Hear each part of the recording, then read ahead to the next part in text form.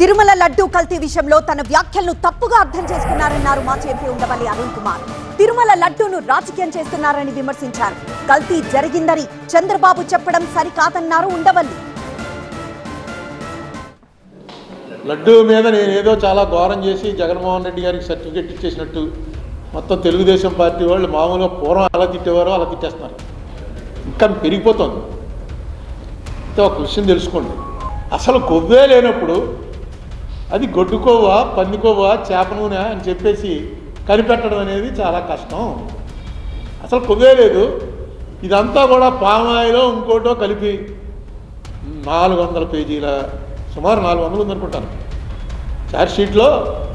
కల్తీ అవ్వలేదని ఎక్కడ చెప్పలే, కల్తీ అయ్యింది. ఆ కల్తీ ఏంటి, అసలు నెయ్యలేదుట, నెయ్యలాగా తయారు చేశారట. రాసి ఇందులో కొవ్వు మాత్రం కలిపారు అన్నది లేదు అన్నారు. ఆ కొవ్వు కలిపారని లేదన్నదానికి నా మీద కోపం వచ్చింది. ఆ తిట్లన్నీ సిబిఐ వాళ్ళకి చెందుతాయి, లేకపోతే ఆ రిపోర్ట్ ఇచ్చిన వాడికి చెందుతాయి.